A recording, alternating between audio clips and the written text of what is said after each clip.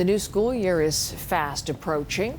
Many parents awaiting more details on what school is going to look like for their children. We know it's going to be return to class in full in Alberta and in Nova Scotia.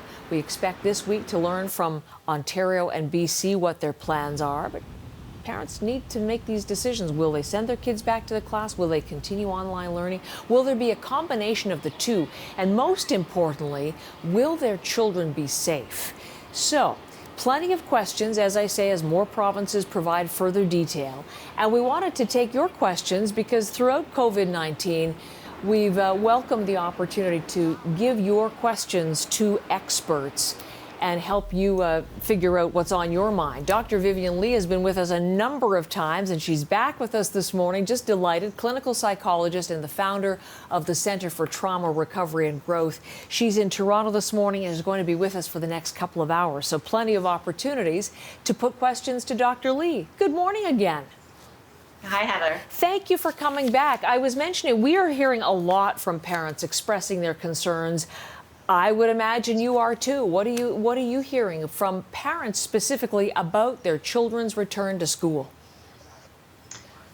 Well, you name it, I hear it. There's all kinds of concerns, and I'm in Ontario, so of course we don't quite know yet. So hopefully we'll get some pretty clear answers this week on what to expect in September. But parents they're just trying to prepare for any potential scenario, especially those who obviously need to work and need to figure out childcare arrangements. And if there's going to be alternating days of school or at home, everyone just needs to try to plan. So people are just trying to be as patient as they can, but they need to start moving forward. And is there general advice that you're giving? I want to get to some specific questions, but are there general bits of advice that you're sharing with parents as they try to navigate all of this and at the same time worry about their children? It's trying to think ahead and problem solve and be flexible. Again, because we haven't had any idea in Ontario yet of what's going to happen.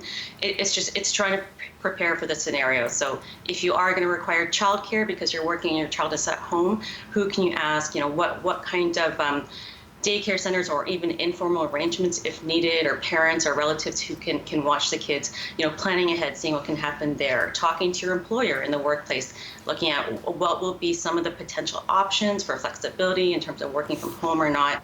Is that something that can be accommodated? It's basically looking ahead and communicating with those around you to figure out what are the resources I can put together if whatever scenario happens.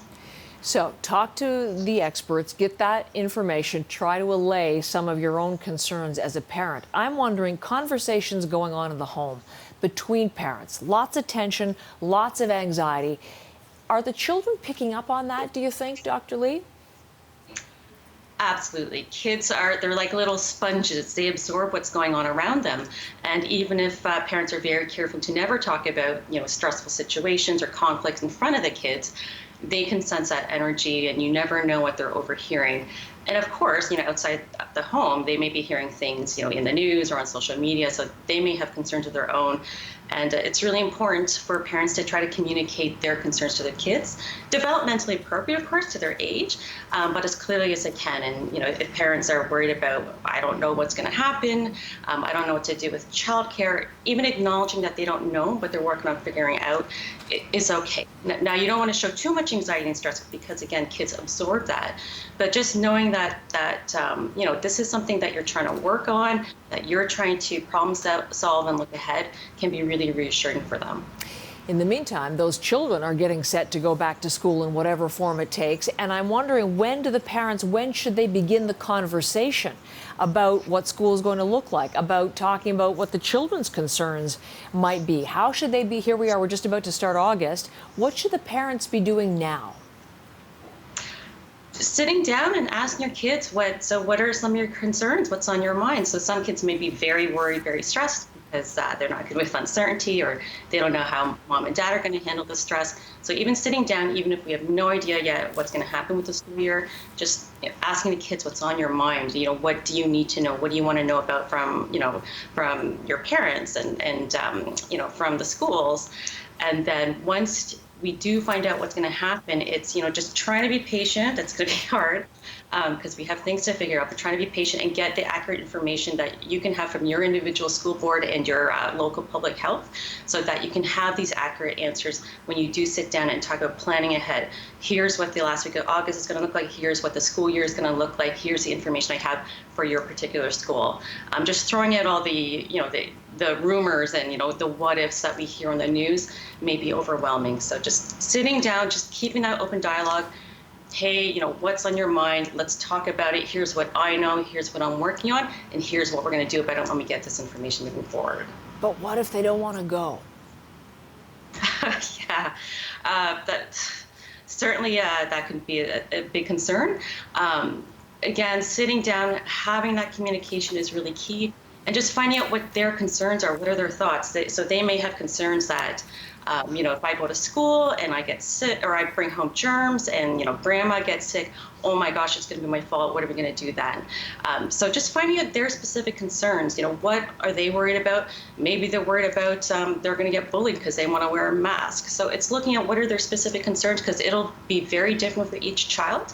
And just, sitting down and working with them on, okay, so here are the facts that I know. Here's what we're going to do if this situation happens, and here's what you can do at school if there's conflict or there's just differences in opinion between you and some of the other kids or teachers. Viewer question from Catherine on this point too, wondering how will a child's mental health be affected having to socially distance and follow these new rules, such as staying within a limited space, compared to remote learning from home.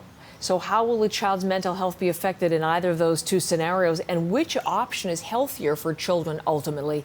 Catherine wants to know. Dr. Lee? I don't know if I can pick one or the other as a more healthy option. Certainly kids are needing that, the socialization in terms of their social development, development of emotion regulation skills, just interacting with peers. And it's going to obviously be much harder in this environment where they have to distance. But that being said, kids are quite resilient and adaptable. So as long as they know, what are the clear rules for now, and here's why we're doing them. And yes, you're going to screw up. That's okay. But we just want you to do your best in terms of following these rules, and it's not forever. And here are other ways that you can, interact with your friends at school. You can do the elbow bump, or, you can try to find out some new games to play that aren't actually touching each other. Kids can be quite adaptable as long as they're understanding what are the expectations, and they're not being overwhelmed with fear of, oh my gosh, I can't do anything because I'm going to get people sick or I'm going to be wrong or bad. So just understanding that these are the expectations. It's not the end of the world if you screw up, because it's going to happen. But here's what we want to try to get you to do.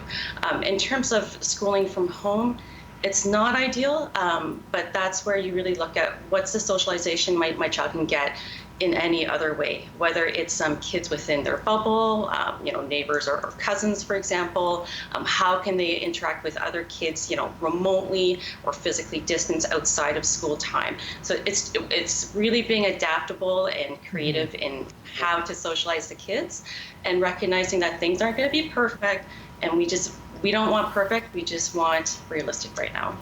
That's an important point. We're hearing anecdotally that more and more parents are looking at the homeschooling option because of concerns. So breaking it down for child's mental health in terms of both scenarios. I am wondering, I guess this will be an individual situation, but maybe you can give me the range. How are children likely to view school right now? There they were back in March. Suddenly everything stopped so suddenly because of such a danger. No more contact with their friends, and now they're going back. Are they going to be afraid, or are they just going to be happy to see their friends again? I think it's going to be a wide range. Some people are just going to be really excited to see their friends again and just be back around people again. Other kids and teenagers might be quite anxious about what things are going to look like, particularly if they have someone who might be medically vulnerable at home or close by in the family. So it's definitely going to vary, but I think we can anticipate some excitement as well as some stress and worry. So we mentioned last hour in response to a question that, it's not too early to start the conversation now to address some of those concerns and fears, parents and child. But I'm wondering, beyond talking, is there anything, even I'm thinking particularly young children, should they be anything to practice, Dr. Lee?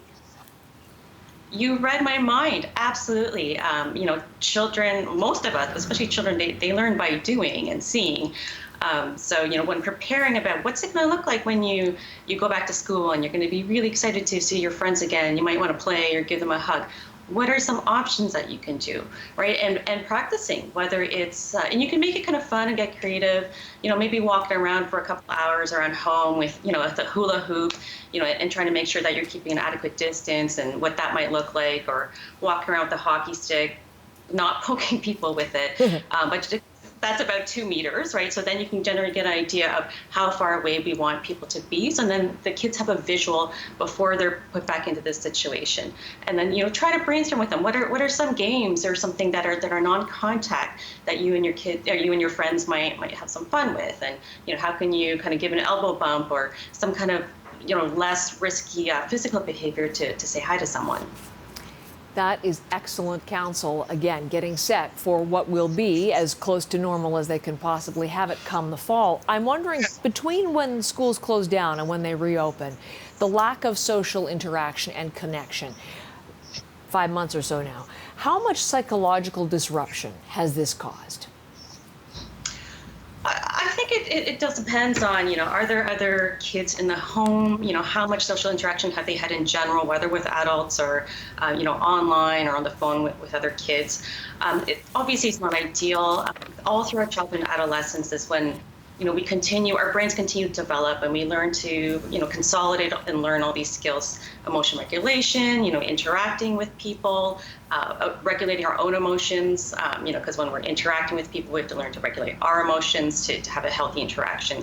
So these are all really important skills that kids are continuously developing throughout childhood and adolescence. So if they haven't had much of the interaction, it's not ideal. It's definitely not the end of the world, especially if they've had some healthy interactions. I've spoken to quite a few parents where they were quite pleasantly surprised that the siblings have gotten much closer and spent much more time together and a little less fighting than would typically be the case, and that's been really nice for them to see. Or even just getting a better, closer relationship with other relatives in the house, even if they're adults. It all counts. It all contributes to a healthy development. I asked that because we had a great viewer question from Kira, wondering. She has a couple of boys, one in grade 6, one in kindergarten in Saskatchewan. So good morning to you, Kira. In all the years of research and studies of early childhood education, Kira writes, they have promoted social interaction with young children, encouraged moms in lots of groups, play groups, daycare, preschools to help your child learn social skills. So her question, how will the new COVID regulations in the school system allow these important stages of development to continue? Hi, Kira. That's a great question, and you're absolutely right. Socialization, especially early socialization, can have a huge impact on a child's healthy development. We are in an unprecedented time. That being said, there have been other periods throughout, in other parts of the world or other parts of history where, kids are going through a hard time in their communities, and they do learn to survive and adapt. So, the 5 months so far has, again, not been ideal. I don't think it's going to cause lasting damage. And moving forward, it's really going to depend on what the individual school board and school is going to be doing. There was that report out of Sick Kids not that long ago that said physical distancing may not be as important for children. So it's going to be up to each community and school and public health department to figure out what works best in their community. But of course, we want as much as possible to maintain the physical distance. So it's helping kids figure out, and it's going to be hard with young kids especially, but what are some ways that they can interact without getting too close to each other? If they do get close to each other, that's okay, it's going to happen, but we don't want to scare kids into never wanting to be around anyone, but also recognizing that we're doing this to be safe for you and the family and other kids, and this is only temporary, it's not going to last forever, but this is how you can continue to see your friends and have some fun with them. And then maybe this leads nicely into, this is a final question, Dr. Lee. I'm thinking of any school board representatives, any government officials who might be watching our conversation. What might be your advice to them in terms of how they can help parents deal with their own particular anxieties around back to school, and also what the schools should be doing to support the students' emotional well-being? Communicate, communicate, communicate. That is number one. There is a ton of uncertainty right now. There are many questions, and they can't all be answered right now, and that's okay. But people really don't do well with uncertainty, and they need as much information as possible to know what to expect. So when school boards are figuring things out, as soon as they have some kind of directives or recommendations, putting that out there to all the families within the school board as well as the teachers, just continuing to update whenever there's new information or guidelines and why, right? Not just here are the rules, this is how it's going to be. It's here's why we're implementing these rules, and having an open dialogue as much as possible. How can parents reach out and express their concerns? How can teachers reach out and express their concerns? Parents will obviously reach out to teachers, likely to be the first case, but teachers might not have the answers. So the communication between all parties, this is a team effort, it's a community group effort. School boards and the ministry talking to teachers and parents and vice versa. So having that open dialogue and just communicating what is happening and this is why. In terms of students' mental health, again, the same thing. We want continuous open dialogue so kids know what to expect. Here's what the first day of school is going to look like, and then spending some time on that first day of here's how it's going to look for now. Again, this is only temporary, but here's how we're going to be learning. Here's how you're going to get information. Here's what homework might look like this year or this, for the next couple of months. If you are feeling stressed or anxious, what are some things you can do? And having that conversation in the classroom as soon as possible, as well as before the first day at school with all the parties involved, can really go a long way to helping to ease stress. You don't have to have all the answers right now. That's okay, but let people know that, and let people know what you're trying to figure out and how you're going about doing it and when approximately they can expect some information. Dr. Vivian Lee, it's really wonderful to have you back on the program again answering our questions. Thank you for this morning, and we'll certainly have other conversations with you. Clinical psychologist Dr. Vivian Lee in Toronto, and thanks for your questions as always.